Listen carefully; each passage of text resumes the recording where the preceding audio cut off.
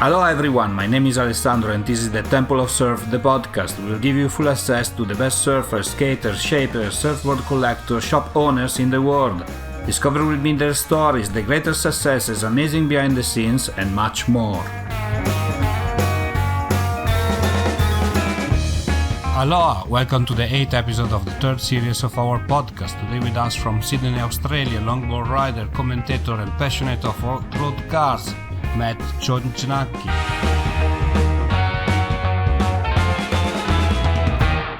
Hi Matt, and welcome to the show. Where are you today? Thank you for having me. I have a rush of adrenaline actually today. I'm feeling good. I'm feeling fresh, helping people. Fantastic. Did you at the time to surf today, or how is it the situation over there in Australia right now? It's perfect time, right? Summer. Yeah, it's starting to come into cyclone season. So I live on the east coast of Australia, and summer is usually small waves until we have a weather system, and then the weather system, like a cyclone or a weather event, creates huge swell activity. But a little early on in the season, not too many waves today. It has been, I would call it an interesting season because we've come off the best winter from April through to September that we've ever had, and then come through a very bizarre spring. Now it's summertime and it's been quite slow. So I'm hoping, end of summer and into autumn, it's feeling like the sand is in all the right places. And everyone is getting pretty edgy, but also no one has been traveling. We've all been staying at our local areas, and people are happy for the COVID to slowly start dissipating, and maybe we can go and surf some of the famous waves that the East Coast is known for. Definitely. It's been a tough year for Australia, from the wildfire onwards. It was not an easy year, 2020, right? Let's hope for 2021. Absolutely. It was actually only at the very beginning of 2020 when some of the surfers on the WSL shortboard and longboard tour were wondering if they could even come to Australia because our fires were inhibiting a lot of flights coming into the major airports.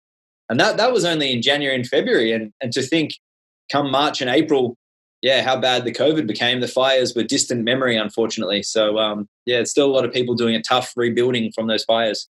No.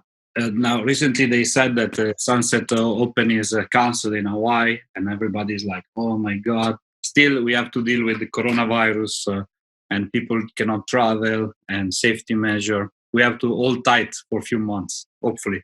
Yeah, that's right. And I'm not going to try and disprove any government on what their decisions are, but it will be nice when we can travel again and see our wider surfing community in person. Yeah, definitely.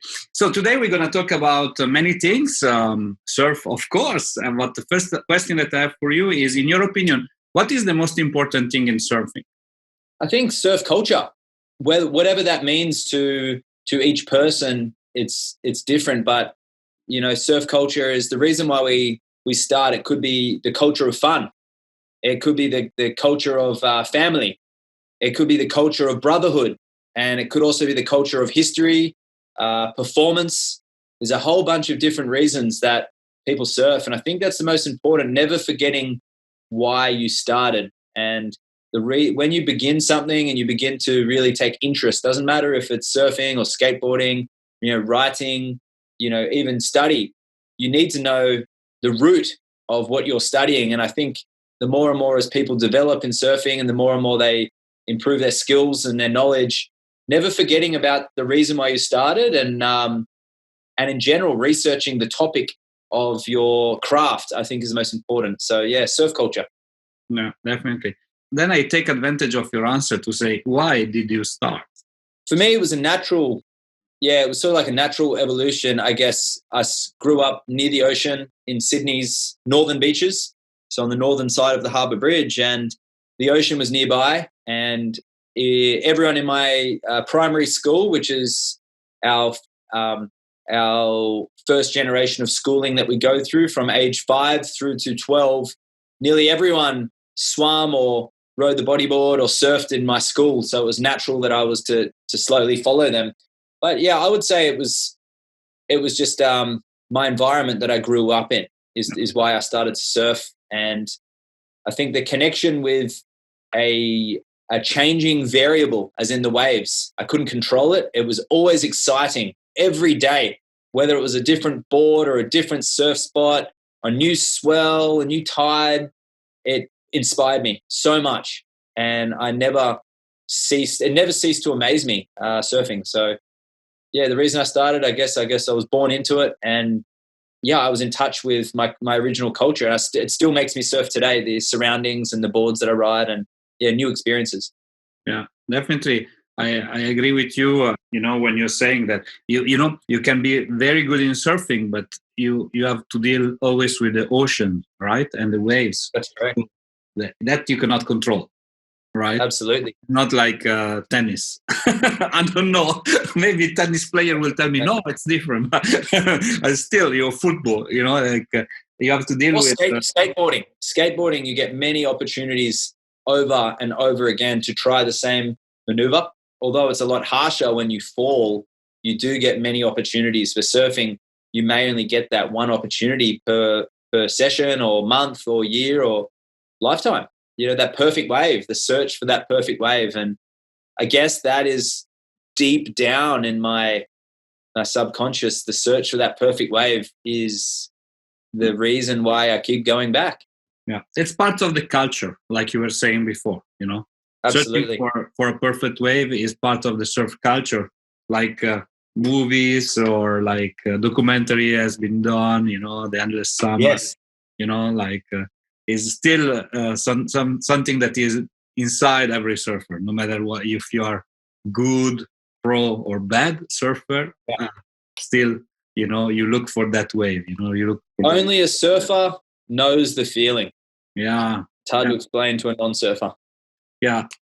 It's like the same for fatherhood. I don't know if you have sons or father or daughters, but it's the same. You cannot explain in a different way. Anyway, let's go back to surfing. So you said like the environment where you grew up was like a surf environment, so you had the opportunity to surf from an early age. What was your first proper surfboard? Like the first one? First one, it was a thruster. It was a 3-fin. I started surfing in 1997. So the thruster surfboard had been invented for, 18 years. It wasn't a new invention, but my thruster, it even had written on the bottom, thruster, like it was a new invention. So it was an older board when I started. And it was a hot butted, Terry Fitzgerald hot butted from Narrabeen. And it was 80s style thruster. It was very small. It was 5'6". So I guess it was a grommet board. And I gravitated to what that board in the surf shop because it was my size. But my dad agreed it was thick and flat. And it was very good for me to learn the foundation of surfing that I know today. Was also airbrushed like many of those boards, or was it just like plain? This was not so much airbrushed in the 80s. It was all about logos, how many logos and branding you can put on a board. So this must have had maybe 4 on the bottom and 3 on the deck, and big logos, huge, bigger than your head, all over the board, hot butted logos. Like the Nav, what was the Nav Future? The Nev Hyman surfboards, the big NEV on it. Yep. Yeah, it was like this had big HV. Absolutely. Cool. And when did you start? Did you decide to start competing? Was it normal as well, or you said like, okay, I want to compete right now? My first competition was the local beach I was surfing at, which was DY, and it had a strong board rider culture. In Australia, we have a lot of local beaches that have surf communities, and they have their clubs, their local clubs.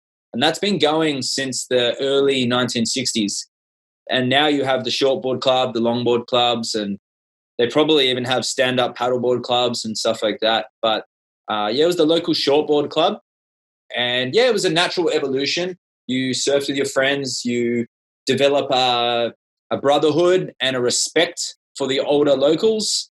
And the only way to climb up the hierarchy of respect is to join that club and push yourself. And, it's a community style event, so it's fun. It's not intense, but you always want to do well. And so that was the shortboard club, and I gravitated towards longboards not long after and joined the local longboard club. So I was always doing the shortboard and the longboard at about 12 years old, around that time. Oh, okay. Earning respect on the lineup, right? Yeah, that's correct. Yeah. I was looking yesterday at, I don't know if you had the opportunity to see in, I think it was Pipeline, no? Tati West and, Yes. Oh my God, such a big... Yeah, I did see that. That was very impressive to see the reaction from Moana, because that was intense. But I don't know exactly. I can't comment on that situation, but it did seem quite deliberate. But every wave, especially Pipeline, it's a necessary evil to have localism. It is required for safety, and it's also required for, I think, performance. I think without locals and without an order of hierarchy, there's no intention for the surfers to prove themselves. And the only way they can prove themselves is by their surfing ability and their patience. And I think surfing, as we discussed at the beginning, is a lot more than just performance. There's a lot of other things that go into it. And surfing is the sport of the kings. We are an old sport. We are an old lifestyle. We are hundreds and hundreds of years old, and we need to respect that lineage, especially in Hawaii. And even though there's people surfing and locals aren't hundreds of years old, but their culture is. And it's not for us mainlanders to push our performance or our media sensations onto that localism. That's their wave, and they deserve to have that. And if we can get a small piece of that, fantastic. But we all have our other spots around the world where we are locals too. Yeah, of course. Actually, as long, I guess, is surfing with Aloha, right? Is there, means it's not like the localism that you see in some movies from the 80s, where you see your tires slashed by a knife, people want to punch you. But absolutely, definitely, it's like there is a respect, and as you said, there's also a matter of safety as well, so yeah. It's not just owning a wave. It's also making sure that everybody gets safe, especially when the waves are pumping like Pipeline. Right? That's right. Cool. Oh my God, I have so many questions. But we talk about briefly about the thruster, right? And we talk about innovation. In your opinion, what is the most important modern innovation in surfboard making? It would have to be the foam surfboard. No, it'd probably be the fin, followed by the foam surfboard. The fin is possibly the most important invention ever in surfing. So in the 1940s, you had a late 30s, 1940s, and then into the 50s, you had like a handful of surfers in Hawaii and America experimenting with surfboard design. And there was just not many other people who were doing it. And those guys had their own interpretations on what surfing is. And once again, their cultures were representative of the surfboards they ride, their surroundings. So you had Bob Simmons, and you had like Tom Blake, and you had a handful of other guys pushing surfboard design. And later on, you had guys like George Downing, who tuned shape of the surfboard with fins really well, to suit certain waves, like bigger waves and more sleeker designs and outlines to hug waves. But I would say fin design is number one, and getting a surfboard to hold its trim line without having to, it's being able to start to turn. That's what fins were able to do. You're able to speed up and slow down. But then when foam surfboards came in the late 1950s, that was revolutionary, because that's when hot dogging and tricks and fun in and around the wave face became popular, and that opened up a myriad of opportunity for surfers around the world. They could all of a sudden ride these waves because they could surf these lighter, they were still longboards, but surf these lighter boards, a lot more performance orientated. Yeah. And actually, it's an evolution that if we think about like aerial moves, things like that, that is improving quite impressively with the surf pools, right? Yes. Because you can get like a constant wave, so you can, then it becomes, I don't want to be hated by, but it becomes like skateboarding, right? Yes. Right. Yes, that variable that we talked about, exactly. And I think it just comes back to that culture, because we all surf for different reasons, and we all want to get better. And a wave pool is certainly it gives yourself multiple opportunities on the same wave, and then again over and over again to perfect certain maneuvers. But there's also that attachment, that feeling, that flow, that speed, and that relationship with the ocean that is a huge part of surfing. And same as skateboarding. Some people have the style and the flow, and others don't. Definitely. And so now that there are two things, in effect, that come to my mind now while we're talking.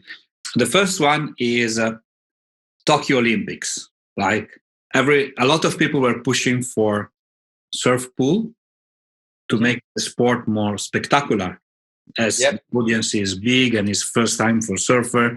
So with a surf pool, you can do different angle, of for the cameras, and the other one is surfing in the sea. That is tradition. Yes. Where do you position yourself among like the one that are sea driven or pool, or you have another position? I think a combination of both is integral. I think maybe it's just surfing is, as we said, in the Olympics and in sport, you need to have the variables contained, and wave pools give you that containment. I think there's too much luck in the ocean, and to make an Olympic champion, I guess, fair, it has to be a consistent playing field. Being a surfer is like a waterman or a waterwoman. There's so many other elements in a 20-minute or half an hour heat that aren't judged. So I think for the Olympics, a wave pool is certainly effective, and it would be a shame to see it come down to poor waves and Olympic champion. But I think for the Olympics, wave pools, but general surfing titles and world championships should be decided in the ocean with a combination of some wave pools for progression. Definitely. No, I agree with you. For like surf championship, of course, is ocean. But now, one thing, because I was talking about this subject in previous interviews for this third series regarding the transition that surf pools are actually the transition that is happening, in a similarity between snowboard freestyle competition and surf pool. Because at the end, the freestyle competition in snowboard is like jump, aerial, 360, 720, whatever, Yeah. Surf pool is going to be a little bit the same. So it's going to be like kind of X Games shows. Do you agree on what I'm saying, or you have a different point of view? No, I agree. It will be more about the show, more about the tricks, the performance, and showcasing certain elements of surfing that are very difficult to consistently showcase in the ocean, for sure. It may become novelty, and you'll have specialist surfers dedicated to wave pools eventually. But no amount of preparation in a wave pool can prepare you to surf somewhere like Sunset Beach, Waimea, or the ocean's power is just unrelatable. So it's going to be very tricky, but you'll see some cool surfing in wave pools for sure. Yeah, definitely. Let's talk about Australian surf and surfers. So in your opinion, what are the top three defining moments of Australian surf in a recent time? Okay, well, step one, Midget Farrelly won the 64 World Surfing Championships. I know that's out of our little era there, but he was the inaugural world champion, and he was from the northern beaches of Sydney, which is my area. He influenced Nat Young, who went on to win the 66 World Championship. And Nat Young was good friends with Bob McTavish. And Bob McTavish, with a handful of other surfers, went on to design the first boards that went vertical. They were performance-driven shortboards. And the Hawaiians were doing a similar thing, but these guys were just aiming to go vertical. So Midget Farrelly inspired the shortboard revolution and put Australia on the map. So I would say step one was the World Championship from Midget Farrelly. Step two was Bob McTavish and the shortboard. Step three was Australia's dominance in power surfing and professional surfing through the 70s and 80s. We were, let's just say when you're driving a car, you have the foot on the accelerator. Yeah. Our foot was on the accelerator for every single year from 1964 through to 1994. Yeah. It was solid. And we were very well known. So those three moments, the 64 World Championship, the shortboard revolution, and power surfing in the 70s and 80s really were three incredible moments. And out of that, we have amazing surfboard designs and surfers that came out of that era. But I would say those are the pivotal moments. Everything since is pretty cool. Like, you had Joel Parkinson and Mick Fanning from the Gold Coast winning world titles. But the energy that was created in this local area in the 60s, 70s, and 80s went on to change Australian surfing forever.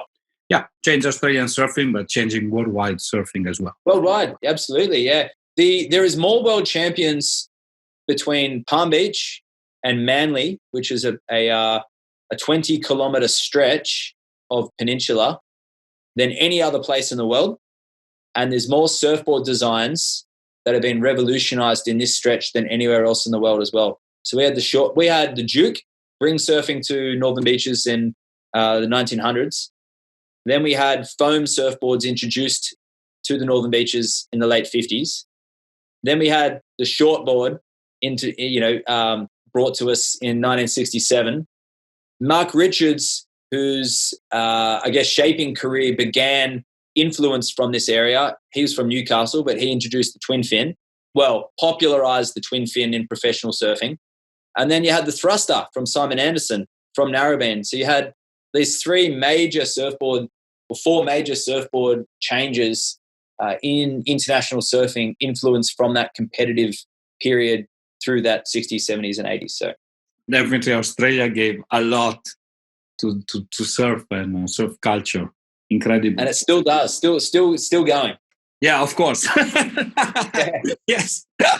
I didn't mean it was over, right? I know. Yeah. Also in women surfing, right? It's amazing. Do you have like a particular style of surfboard that, of course, longboard, but like a shaper that you would choose among all the one that you just said? Bob McTavish really is, he's my idol, he's my inspiration, and he's my surfboard shaper. I ride almost exclusively Bob's boards and his son Ben's boards since 2011, but I've ridden some amazing brands over the years, some friends of very, very accomplished shapers, some very well-known shapers, longboarders, shortboarders. But yeah, the McTavish label and Bob McTavish himself, he is a true designer. And anything that I want to discuss, put into surfboards, I mean, I can shape myself, but incorporating what I dream into the surfboard is just so effective when you have a brain like Bob and Ben McTavish. So, yeah, definitely the McTavish label.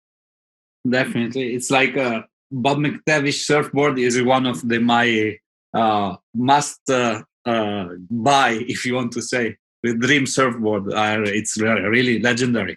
I have a few collectibles that I would like in my quiver because I ride longboards, everything from, shortboards right up to gliders. I'm not influenced any specific genre of surfing. I like it all. But there's a few keyboards that I would love, and they represent that culture we discussed and different elements from around the world. I'd love early 70s Dogtown and Z-Boys Zephyr surfboard. I would love that because that's an animal style, punk style of surfing that I really enjoyed. It was skating and surfing and it was street culture all combined into one. Yeah. But as far as riding boards regularly and as off a shaper, yeah, Bob McTavish for sure is the man. Good. And Same question for the cars, vintage cars. What is your favorite one? Oh, that's a great question. The older I get, I'm 31, but the older I get, the more sensible I become. And, less is more, even though I'm getting more and more things, but less is more. I would say anything that it's not one specific car, it's more like an attachment.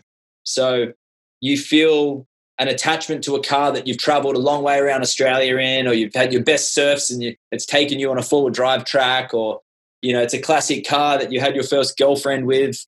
It's all sorts of things like that combine. But I mean, my Valiant station wagon I had as a teenager, and I modified and I restored with my father, and it was fast, it was sleek, could carry surfboards, you could sleep in the back. It was a show car. That would probably be my dream car. Not because it's the best car, but because it has the best memories associated with it. But definitely the same applies with surfboard, right? Absolutely. A surfboard has to be the best, but if you have a memory, if it has been given to you by your father or by your grandfather or by whoever, and that makes it best, right? It's absolutely. We are human beings, right? It cannot be. It's the attachment and the memories associated with it for sure.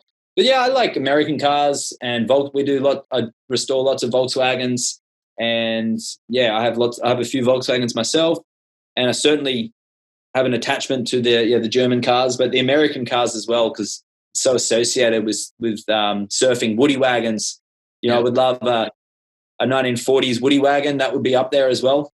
Definitely. Yeah, definitely a Woody wagon. I should say Woody wagon. Yeah, I saw a picture of maybe in your profile of Instagram, right? The Duke with yes, that was like amazing. Amazing. Quite expensive, right? Oh yeah, lots and lots of money. But if anyone's listening out there and they have a 40s, I prefer GM, Chevrolet, or Pontiac. But I prefer a Chevy Woody wagon. I'd be interested. Okay, let's talk about your projects for 2021. What are your plans? I'm a car restorer, a professional longboarder, and a surf consultant. So I combine all three. Basically, classic cars and classic surfing is how you sum it up. But if we can travel, I'll be finishing the World Longboard Tour. We get our points rolled over from 2020. I finished in the 9th place. So I will start the World Tour in California, hopefully in September. And kick off where we left in Noosa in 2020. I work most days with my father. We have a team of 5 guys in Brookvale, Sydney, where we do the car restorations. That keeps me pretty busy. But I also do a lot of surf coaching and consulting. So I have a couple of surfers I work with weekly. At the moment, it's long distance. So we're looking at over Zoom and footage. I'm downloading footage and analyzing it with them. But I also do some consulting for their contracts, their managers, their sponsors, and dealing with basically preserving surf culture. Giving these surfers opportunities or helping them realize their potential and teaching them along the way, giving them the history, the culture, and the technique that I feel like they need to develop into the surfer that they want to be. Yeah, it's not only about developing surfers as athletes, right? That's exactly right. Yeah. And that's part of it. The athlete side is part of it. Health and well-being is certainly part of it. I think mental stability and awareness and being, I guess, aware of your position in the world, having perspectives is very important as a surfer, because if you're feeling stressed or if you're feeling overwhelmed, surfing is a relaxing lifestyle for you, but you're not going to progress. You're just going to see surfing as that relaxing outlet. But if you really want to push your surfing and if you really want to, develop technically, you have to be in a good mindset. So we talk a lot about that and clearing the mind, and, that's where I'm there to help out. Yeah, no, definitely. Like then we open up discussions like meditation. Tom Carroll is doing like amazing meditation session, for instance, I see. But I think that, and so the mind is so powerful, right? So as the cured as much as the body, if not more. But as well, what I'm thinking right now is about the culture itself, right? Because today, we're still living when we have amazing people like surfer from the past. You said Bob McTavish. We can speak about Greg Knoll. We can speak about Joy Cabell. We can speak even Kelly Slater if we go a little bit fast forward, right? And all these people are representative of surf culture and are like the giving their legacy to the new people, right? New That's surf. right. And it's very important that the pros are bringing forward this surf culture and all the things we discussed during the interview today, from surfing with Aloha to the history, and they must be knowledgeable. They need to prepare the new generation, right? So it's not. Yeah. It is a little bit more difficult than it seems, but it's so important, right? Yeah, passing on the stories. It's a rich surf culture, but I tell you what, what a lot of the younger pros don't realize now. As I said, I'm still pretty young, but I'm aware of my position in the world. I'm aware of my position in surf history and surf culture, and I really want to preserve that for future generations. I don't know it all. I'm still learning. I'm passionate about it, but whatever I know, I want to pass down and pass on and communicate that. And I feel like it's, I see it's my position to be one of those guiding lights and to pass that on, because there's a lot of relevance in today's surfing, even on the World Longboard Tour and the Shortboard Tour. There's a lot of surfers that could gain a lot from just looking back. I'm a firm believer of looking back to move forward, and even just the way that some surfers, hold their hands on the wave, or the way they do a backside bottom turn, and even mentally looking at how surfers prepared for heats in the 70s and the 80s and 90s. There's a lot of rich culture there, and it's not all about progression in this lifestyle. It's we can, to make things look easy and to be knowledgeable and to move forward, I think we really need to research our past, and that way you can be armed with all your information and you just make life easier for you in the future. Yeah, definitely. This morning I read in Instagram one, there was one picture with written style, surfing with style is surfing with a smile. That as silly could look, definitely is much deeper, because once you surf with smile, you have that fun, but you have also that you understand what you're doing. You understand the stroke, the culture that comes with it, and is the transition between just being a pro sportman that can be a surfer, can be a skier or whatever, and being like a person. That eternal stoke and that style. I think there's style in eternal stoke, and some people bring it out in a smile. Some people bring it out in a nice when they finish the wave, or there's all different ways to display it. And some other surfers, a lot of older guys, show stoke in sharing waves. Exactly. They give waves away because they're happy to see that grommet or that lady or that young surfer ripping to get the next wave, because they're stoked. They're like, wow, that's so cool. That person's sort of they're passing down that stoke. And you're right, it is stylish in itself. Someone happy is always attractive. Someone smiling is always attractive, and it's no different in surfing. When it's addictive, and it's, you want to copy that person. When they're having fun, you want to have fun too. So there's certainly a style in having fun and an attraction to surfing that smiles bring. Cool. Let's finish our interview with a short Q&A session. So please answer the first thing that comes up to your mind, okay?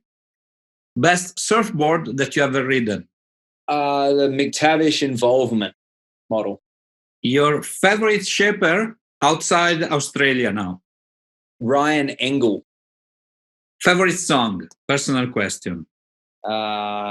Geez, that changes a lot, but Blue Suede Shoes. Of Elvis. Yeah, I've just been listening to that this last couple of days and over Christmas. So yeah, I was ready for some kick-ass punk rock. While Elvis was punk rock, but he was just 25 years early. Okay, definitely, for sure. The king of rock and roll, right? Yeah. He's king of every kind of rock. Favorite surf spot? Malibu, California. Favorite surfer in Australia today? Uh, I don't want to get you in trouble. No, I don't look to today for inspiration. I don't. So of all time in Australia, your Of all favorite? time in Australia, there we go. Nat Young. Yeah, definitely. And the last question we ask everybody in the show has nothing to do with surf or surf culture or surfboard, is your best relationship advice. Find someone who has a passion, whether it's surfing or something else, because surfing will absorb every single little part of you, and that person either needs to join you or have their own passion, so you don't drive each other mad. I agree completely with you, right? It's like once you are a surfer, you are for life, right? And a lot of Correct. your time is into that. But also classic car. That's true. Yes. Indeed. And a few other things. Yeah, we have so many passions. But thanks a lot, Matt, for being on the show with me. And I look forward to talk to you very soon. Absolutely. Thank you for having me. Ciao, Matt. Thanks a lot.